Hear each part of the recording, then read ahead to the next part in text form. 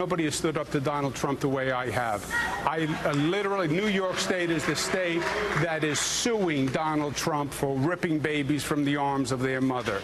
New York State is the state that says we will not cooperate with ICE. They're a bunch of thugs. But and he's politicized ICE. Excuse me, I let you speak. He politicized ICE.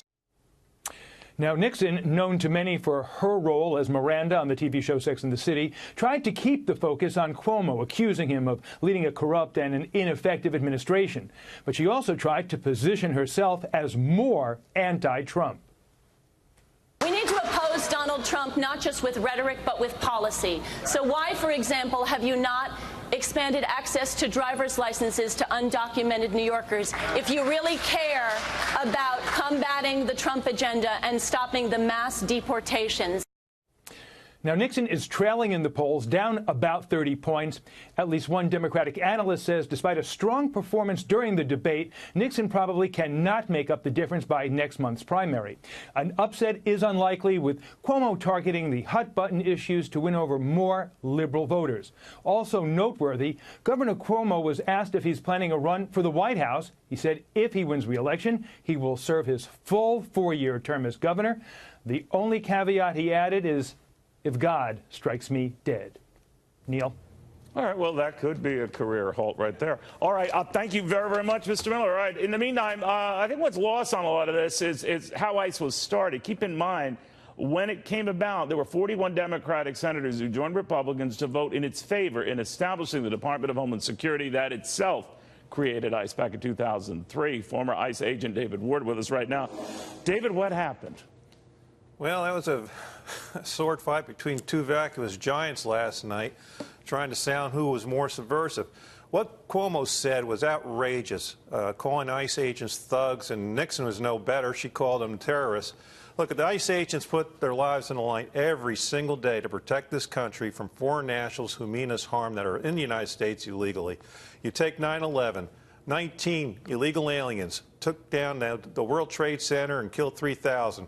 We lose thousands of people every year, like Kate Steinle, Molly Tibbetts, that were murdered by illegal aliens. And these politicians want to rid the United States of ICE. It makes no sense whatsoever. Well, the irony there is that a lot of them were in the country legally, even though they were not legal residents. But leaving that aside, I just wonder, if we didn't have this dust up with the kids getting separated from their parents, would any of this have come to be? Or are they all just latching on to that one incident to say, for that, we're going to ignore all the good you did prior? Well, that's the only thing they've got to hang on to, and most of that's a false narrative in the first place. I challenge Governor Cuomo to come up with one incident where an ICE agent ripped a feeding child from his mother's breast. They can't do it. This is just hyperbole that they get fed from the other news sources around the United States. That's not factual. It's basically lies, and that's what these politicians are living on. They have a socialist agenda, and they are going to take whatever they can to turn things upside down.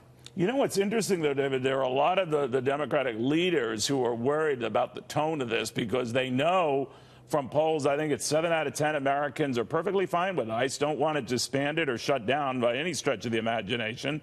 Now, maybe it's different in a very liberal state like New York, I mean, where it's you're judged by how left of left you can be and who can hate Donald Trump more. But the fact of the matter is, nationally, this is not a good strategy.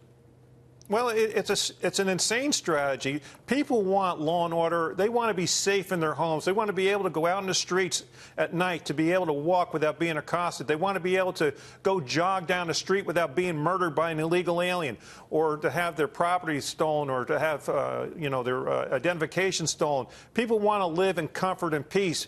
With Democrats coming up with something this archaic, it's basically anarchy what they want. They don't want law and order. And you look at this Democrat cities around the country that are sanctuary cities. Where is the law and order there? You take Chicago. Look at the murders that go on every single week up there, and it's under Democrat authority. That is the problem. They have no concept of law and order and bringing peace back to the people of the United States. So then you got to ask them, David, to your point, then if we don't like ICE, then who is going to do this job? The folks we have. Who are they going to get? Exactly. Who's going to do it? What are they going to do? Get the FBI that's overtaxed, the DEA to do it that's overtaxed? They're going to turn it over to state law? Well, we want the state to cooperate with us in the first place.